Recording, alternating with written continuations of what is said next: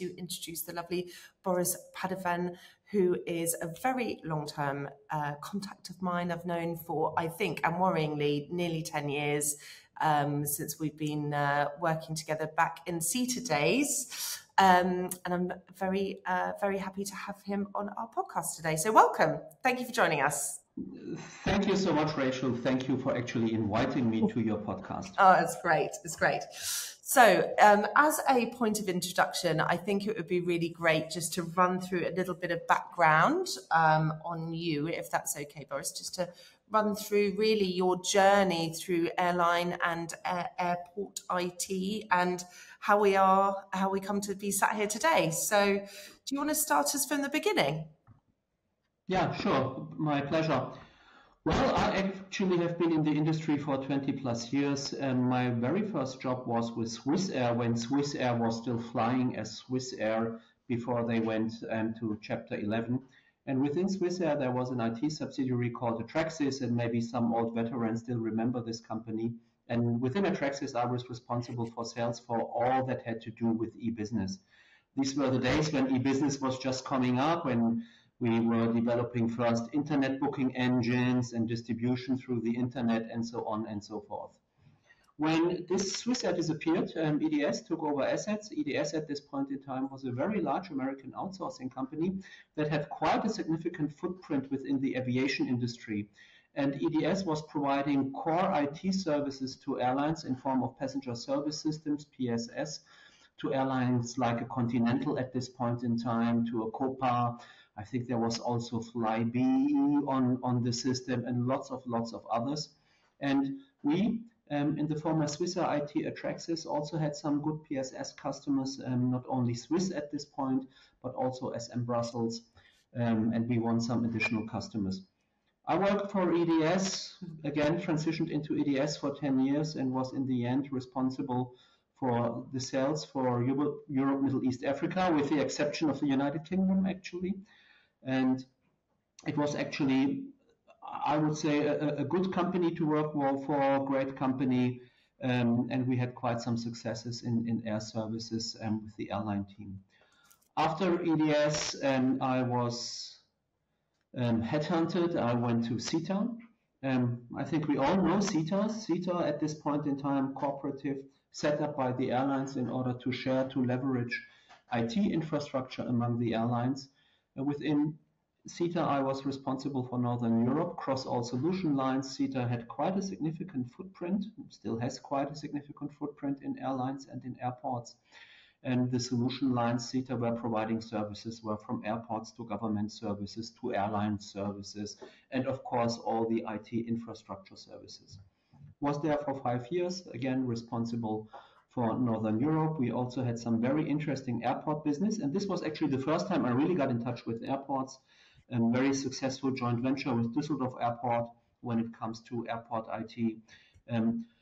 Heathrow, London Heathrow, or in earlier times part of BAA, was partly outsourced from an infrastructure perspective to CETA. And of course, there was all the common use work CETA has been successfully provided, or CETA has successfully provided, plus all the other services within airports. After my CETA times, I went to Travelport, also in the UK actually. Yep. And within Travelport, I was not in the GDS business because Travelport at this point in time had quite a significant airline IT business, providing services for fares and pricing to numerous customers around the globe. Some very good point IT solutions like e-ticket databases, interline e-ticketing, IACI, all these kind of services, data services with MITT data. I was there commercially responsible for these services, which was a great story. But after, at this point in time, 20 years, nearly 20 years working in corporates in large international organizations, I decided to switch and wanted to work in a more, how shall I say, in a different environment, in a smaller environment. And that's why I left Travelport at this point in time and joined Travel in Motion. And I'm sure we will talk about Travel in Motion a bit more. Absolutely. But that's how it went in the end. From the very first day I joined the airline industry, we moved to Zurich, Switzerland, and we're still in Zurich, Switzerland. Although initially, when you're young and still set up your family, you think you only go to Switzerland for 2 years and then you move on. Or you also think I only go to an airline for 2 years and then I change industries. Nothing has happened, So I'm still in Zurich, Switzerland. I'm still in the airline industry and actually still married to the same wife. So you can Fantastic. see I'm a very reliable person. I think I'm proudest of the last point in that. Yeah, which is not subject of our discussion today, but there is a lot I can share as well. That's very good. That's very good. I think, I mean, this is why we do what we do, right? So I specialize within airline and airport IT because we love to keep that knowledge inside the industry. It's really specific. It's really niche. And that's why we love keeping people in it. And you're the absolute captain of the ship as far as leading that knowledge base. Really, but it's also it's not only the industry per se. And sorry for interrupting. No it's worries. also the people that work in the industry. Yeah. I think everybody knows it's obviously a very, very international industry. It's a very diverse industry, also from the people that work there, and you learn a lot. And if you're open-minded, you have so much exchange with other cultures. You have so much exchange with other ways of thinking. And of course, you need to love to travel to be part of the industry. And I and our family, we have always loved to travel. And that's one of the benefits that comes with the job. Yeah. And that you can really travel and explore a lot, which also from a personal perspective gives you a lot. Not only from an industry-specific know-how, but also for your own growth. And every day is a school day. And this hasn't changed over the past 20 years. I love that. Every day is a school day. And especially within this fast-moving tech environment that we've been working in, both on security services through to ticketing processes, reservation systems, the e-commerce, and now, which we will speak in a lot more detail about Travel in Motion, within the retailing, within what we're doing is moving so fast. Even from when I started 15 years ago, is a completely different environment. So thank you for running through your background there. It just gives us a bit of context as to why we're all sat together. And just to give a bit of context on our background, I think we met years ago at a CETA conference, and I was so lucky to be able to attend some of the CETA conferences based over in Brussels, which were just so much fun, in a beautiful pink castle. And we used to go and have these fantastic meetings and updates on security services and how things were changing within the industry. And I hope that to attend some more of those in the future, because they were really, really interesting. It gave some great updates. So I think we've kind of moved on to my second question, which is very much based around why do we stay within airline and airport IT? What's the draw? Why do people love it so much? Because it does feel once you're in, you're in. So we've touched on that it gives back to us on travel, but would that be the main point that you'd like to make around that? No, not of course, because it's only travel. It's definitely an asset, but it's, as I mentioned, it's the diversity of people, it's the diversity of culture. And I think from a technological perspective, it's a very interesting industry, because on one hand side, you are still strictly bound to legacy. I mean, there are only few industries on the globe that are as regulated as air services are. And I think it makes perfect sense. Yeah, safety first. I completely get it. But this also restricts us in certain areas from a technological perspective. And especially as it is a very global industry, you have front runners that want to move ahead, but you have also companies, countries, airlines that are a little bit laid back and are not so open for a change in innovation. And this creates a specific momentum, because also, unlike other industries, the airline industry is heavily, heavily interconnected. So it's if the airlines cooperate with one another, not only in form of airline groups, not only in form of airline alliances, where we have the three big airline alliances, but also on very, very basic stuff like you can interchange, you can e-ticket, you can co-share, you can interline. And The gap here, what I'm trying to get to the point is that you need to enable that an airline that is still very legacy driven can work together with an airline which is very modern in its approach. And this makes the industry so interesting. And I think that's a key differentiator to all the other items, or on top of all the other items I have mentioned earlier. Absolutely. That there is so much transformation ongoing, there's so much transition ongoing, there's so many stakeholders right now within the aviation sector in general, especially, and I think we will also talk a little bit about airports, if you think about all the stakeholders at airports, bringing them all under one target, getting them aligned is interesting, and is sometimes less of a technological, more of an organizational issue or a strategic issue.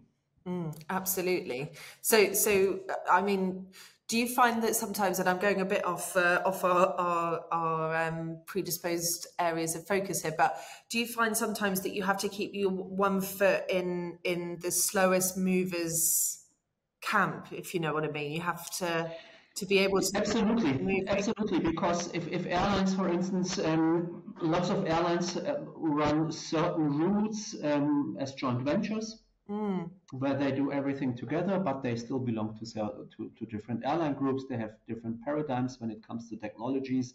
They have different paradigms about their legacy systems. So you always need to be some kind of backwards compatible or downwards compatible. And that's a very interesting thing, where you may have, let's say, on a transatlantic route or on a route between Europe and Asia and joint venture, where you go to market more or less as one company in form of your joint venture, but you have a participant in the joint venture that is a little bit more legacy driven and not so super advanced when it comes to new ways of distribution, when it comes to new ways of maybe moving towards an offer and order management approach, and the other partner might be already 5 steps ahead of the industry. So where do you find the common basis there? How do you still make this joint venture successful, that you have all the stakeholders, also this is a question of stakeholders, again on the same page, working towards the same target? And this makes it very, very interesting, because again, as I mentioned, the interdependency within the airline community, the interdependencies between airlines and other stakeholders, just think about the airport, airline at the airport, is so high that you have to deal with complexity. You are in a highly regulated market. New technologies are coming there as well, but it's not cookie cutter to deploy them. It's really lots of thinking, lots of working, a very, very strong transitioning process we all need to execute. You've got to be a problem solver and bring up or think up new products all the time and try and find. I hope that we are problem solvers. I hope that after customers have engaged with us, that they have less problems than before. And there you go. That's the idea. Knock on wood, until now it has worked. Yeah, but that's our commitment. That's the idea. Absolutely. So, which brings us on to, which I think will dovetail quite nicely into introducing the most recent iteration and Travel in Motion.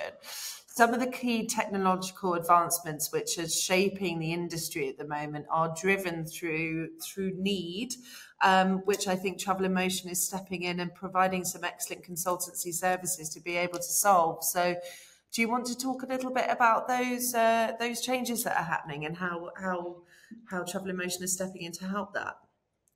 Yeah, absolutely.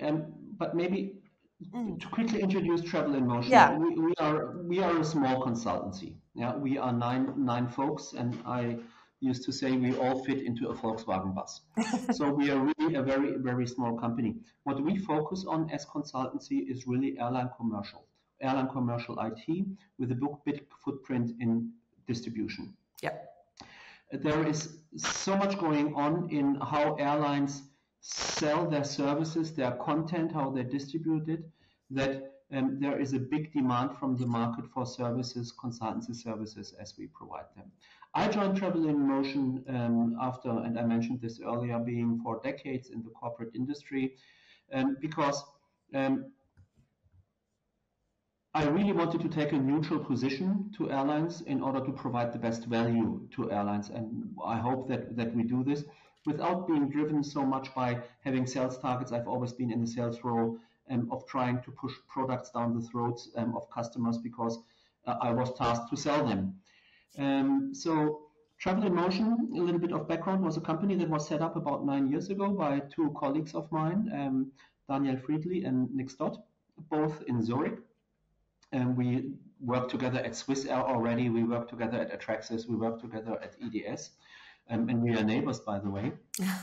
And the company was set up really to follow the approach of giving neutral consultancy, neutral recommendations to airline customers for specific situations. So I'm used to joke to say we are from Switzerland, we are neutral, but that's really part of what we do.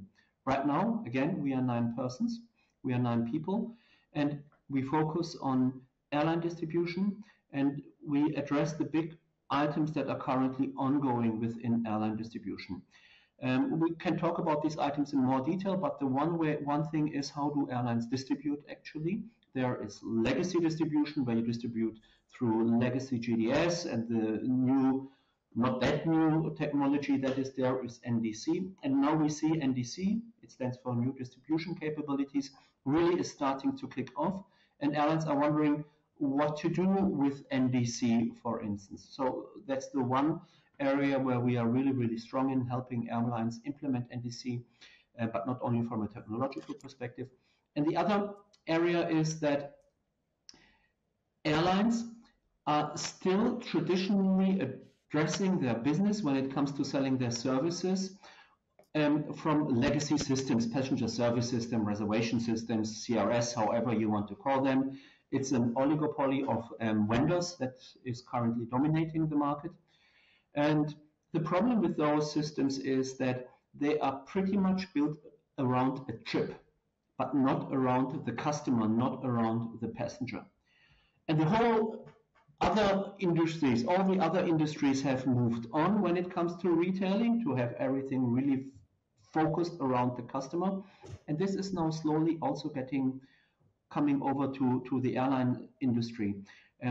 We call it offer and order management. So how do airlines transition from their legacy PSS trip-based way of selling or running their commercial business to a customer-specific offer and order management-based approach?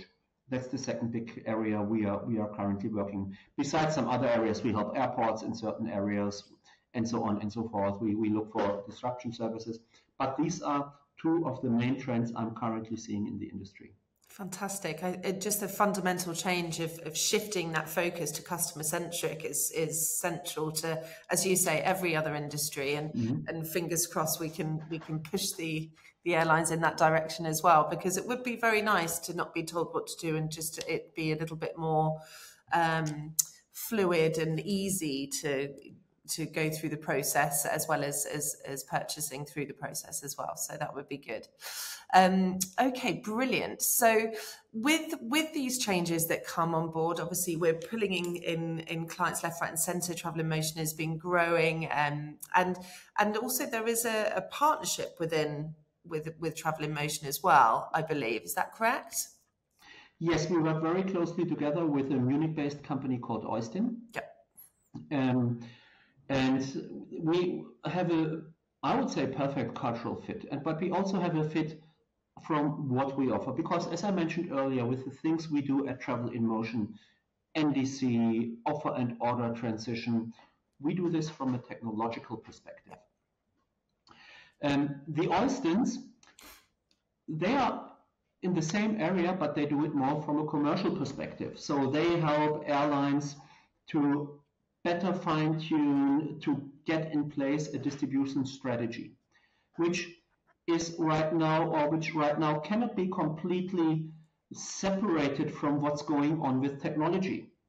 Because with the advancements, with the achievements we have from a technological perspective, we have a very high influence on what is commercially possible already compared to what hasn't been possible in the past.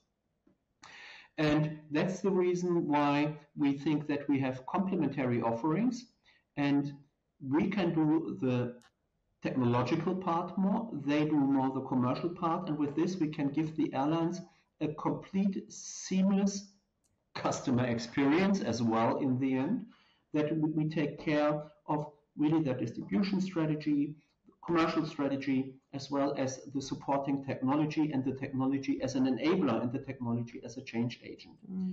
We started this partnership about 2 years ago with some first engagements where one was subcontracting the other, so you do it as a small consultancy. But right now we are so far down the road that we go to market together, that we have shared customers, that we actually do all our business planning, everything completely together. So for our customer base, for our partners, we act as one. And it has really been a great experience with the guys at Oyston. And also proud to say that also Oyston is growing. Yeah, absolutely. It sounds like the perfect partnership. And again, we're all here to try and solve our clients' problems, right? And that is a one-stop shop to be able to do that. So, and that's what we definitely provide. Yeah, brilliant. Okay, good. My next question is about some problems and challenges that you found whilst implementing into clients. We obviously don't want to highlight problems, but the best project managers, the best implementation engineers understand the problems that are coming. I can see obviously the industry is going to have a few issues around regulation and change management and actual appetite for change sometimes, and being a little bit nervous towards that. But what have you come across as far as some of those challenges that have been the running themes of some of the projects you've done? Let me, for instance, start with one why it makes perfect sense to work together with the Oystons. Yeah. From a technological perspective, from an NDC distribution-based perspective, we can do from a technological perspective a lot. Some airlines but tend to forget that they have certain agreements with traditional distribution, with GDSs like full content agreement and parity and all these things. So they cannot make use of the new technologies and for NDC, like having a different content on NDC to provide special incentives, because they are restricted from the legacy GDS agreements they have in place. This complete end-to-end view actually shows the value we can jointly bring to the market. Yeah. So that's one very specific example now about challenges that come. But to widen up the discussion a little bit, and let's start with airlines. With the new approach to offer and order management, with the new approach to customer centricity, with the new approach of offering customers at any time during their journey or even prior to their journey, relevant offerings, maybe dynamically priced, identifying willingness to pay, and so on and so forth. You more and more have the technology in place to do this. But the organization of an airline is still based in silos. So you have guys that are responsible for revenue management, then you have guys that are responsible for the passenger experience at the airport, you have guys that are responsible for ancillary services, then you have the whole loyalty team. And these silos, as we used to have them, and as they have worked quite well for the past 30 years or 40 years, they need to change, they need to open up. Because if we put the customer in front of, on top of everything, and if we become completely customer-centric, although the airline organization needs to completely change away from silo-based approaches to a customer-centric view. So it needs to be mirrored within the airline. And that's sometimes a big challenge we see, because it also means that the one or the other person needs to give up his or her little kingdom they have built in the airline. They need to collaborate with departments they were actually de facto competing a little bit with before. These changes is more of an organizational change, which needs to take place, and it's also kind of stakeholder management. So that's an example I would like to give for airlines, also considering that I think everybody in the airline needs to have the same know-how about what is actually possible. For instance, with an NDC-based distribution, what can you do? Because in the end, NDC is just a technology. But what can you do? So there is also lots of training required. The other items we see quite challenging is stakeholder management, and of course, what I just described with silos in the airlines is kind of stakeholder management. But let's look at an airport. Let's look and let's stay with the example about customer experience. Yes. At an airport. You have so many different stakeholders at an airport which you need to coordinate Problem is that most of the stakeholders or the stakeholders among themselves, they have competing targets. How do you get them aligned? So the stakeholders at an airport, you have the airport authorities, you have the ground handler, you have the airline, you have customs, you have immigration, you have the whole retail sector. They all have different targets.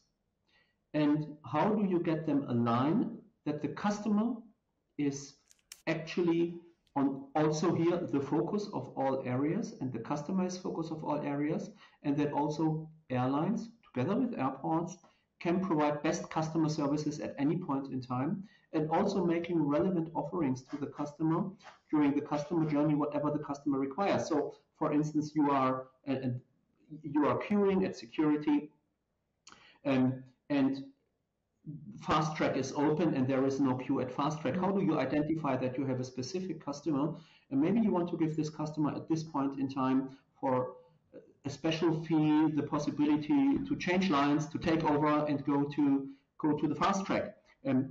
But who is involved in the fast track? It's the airline, it's security, it might be immigration, it's the airport authorities, and maybe there is also a ground handler working on this.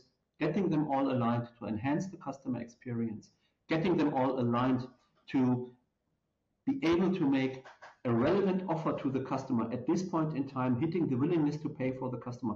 That's also a very, very big challenge.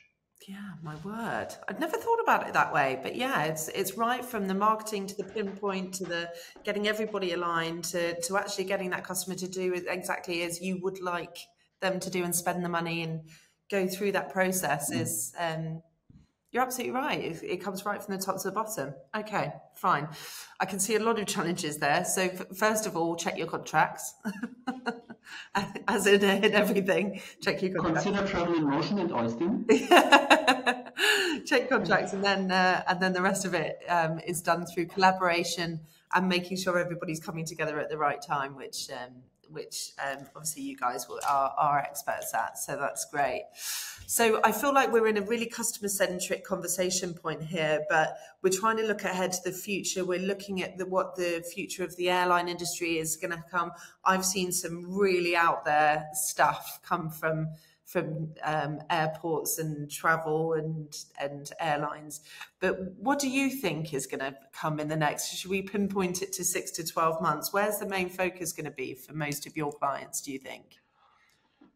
So it's really the way how airlines distribute and how they get their distribution cost under control, and the flexibility to address customer needs, the flexibility to address special needs of segments and markets. And it is really about making relevant offerings to the customer at any point in time. But beyond this, and this is more of a maybe macroeconomical or philosophical discussion we are having right now, I see the biggest challenges is how do we come to a sustainable aviation industry in general. Air traffic will grow, and that's a given.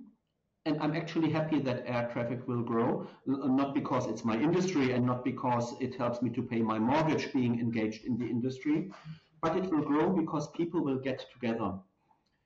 People will interact another. People will hopefully get more respect of different cultures because they have the possibility to exchange. Absolutely. We are in a world of globalization. There are some drawbacks. We all know this, but the need to meet, the need to visit, the need to exchange is there, and the need will grow. How do we do this in a world of changing climate? Of course, air traffic is not the main contributor, and there are numbers, is it 2% or 5%? Doesn't make a difference. I'm of the opinion every ton counts in the end. Yeah. And how do we do this? And I think that's one of the big challenges. How do we come to a CO2 neutral world of air travel? And first steps are made there, and also us as Travel in Motion and Oyster as well. We fly a lot, but for instance, we at Travel in Motion, we have been compensating our CO2 since day one, since we were set up as a company. Again, every ton counts, and when you look at the climate change, our contribution is probably not recognizable, or definitely not recognizable, but it will have to change, and it will change. It's just important that we all do this with the same parameters, regardless of countries where we are operating from. Absolutely. And just that self-responsibility from every company coming to the table and being like, we're going to do everything that we can. Let's be grown-ups and just try and acknowledge that this is a problem. Yeah. Absolutely, absolutely. And it's more and more within the CSR targets of lots of customers, Yeah. lots of companies, to get these things done. So that's now, besides offer and order transformation, customer first, managing all the stakeholders. I think that's how do we manage the growth in air services and air traffic.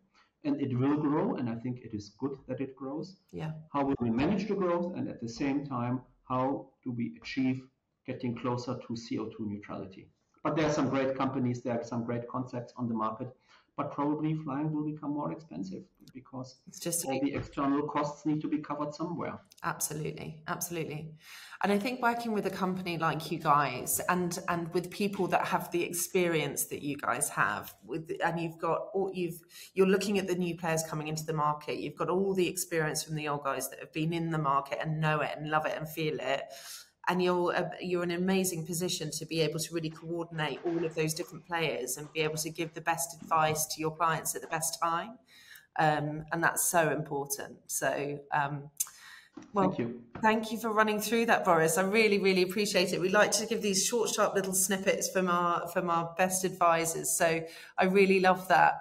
I've got a few other questions for you just at the end, just a few quick fire questions, just to give a bit of give a bit more knowledge about you, if that's all right. So what's the latest bit of tech that you're using, whether it be for your personal life or for work management? What's your favorite bit of stuff that you're using at the moment?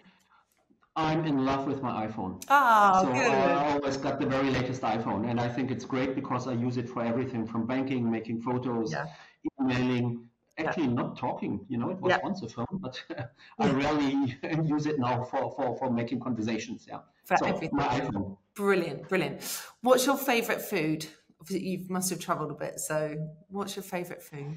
I'm in deep, deep love with Indian food. Oh, yeah. The absolutely. spicier, the better. And I'm not talking chicken tikka masala. I know I'm talking now to somebody from the UK. I know. Yeah. No, there is more to Indian food than chicken tikka masala. Yeah. I've been very often in India, and whenever we have an engagement in India, and luckily we have a couple of engagements, I'm always the first one to raise hands and say, you need to take me there because you're already I love the food. And maybe we're not allowed to quote any company here. I still do it. And having, after a long day of engagements in India with some Indian food, a cold kingfisher really makes my day. Fabulous. There's nothing quite like a cool beer on a nice evening. Absolutely right. So what's your favourite film, Boris? Do you have a favourite film that you tend to steer towards? Oh my God, I'm not prepared for what is the It's so hard, isn't it? last? Yeah. I mean, I think I finished watching Yellowstone, which it's not a film. Yeah, I hope that's still a film. Yeah, but only the first two were, I think, really good. They were really good, and then it got a bit weird, didn't it? Yeah, and then it got a bit boring. Yeah, a bit repetitive. But I agree. I loved Yellowstone. It's so good. Yeah, so good. and I really loved it. So that's what I recently watched. I'm not sure if that's forever my most favorite one, but I'm still under the impression of having something done. And I think it just depends where you are, isn't it? You know where you're doing and what stage of life we're going through, what stress we're under. And finally, if you had one superpower, what would it be and why?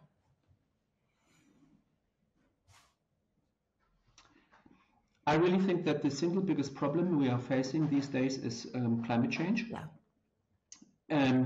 We spoke about this earlier, but also big parts of the migration challenges we have on the northern hemisphere are caused by climate change. Yeah. And I think if I had the superpower, I would really stop climate change and come back to normal conditions. Absolutely. But we as humans, we as global citizens, we have the superpower. Yeah. We just need to get coordinated and get it done. Absolutely. And that's maybe the frustrating part. Really. Because usually you ask the superpower and then they said, that I live forever, the cure of cancer, and that every girl falls in love with me or something like this. That's all fine. Yeah. But an illusion. Yeah. Maybe cure of cancer isn't. Yeah. But the superpower to stop climate change is a superpower we can achieve, Yeah. but we need to get aligned and we need to work towards the same target. Absolutely. And this is taking much, much longer than expected. And I completely understand the reasons why, and there's personal interest, and there is an equality on numerous items. But that's the one thing I would change. Absolutely. We need to come together and do what we say we're going to do, actually, as well. Okay, well, Boris, thank you so much. I so appreciate your time. You've been a superstar. There's been some absolute nuggets in there for our listeners to have it to take away, and all the best with Travel in Motion moving forward, and hopefully Thornton Gregory and Travel in Motion will have a really successful and a productive relationship moving forward as well. Absolutely, absolutely. Really appreciate your services, having had great experiences with your services. Right. Looking forward to our future collaboration, but also to the industry, to our collaboration, and hope to be able to continue to add value. Absolutely. Thank you so much. Brilliant. Thank you. Thank you. Thank you. Bye-bye. Bye.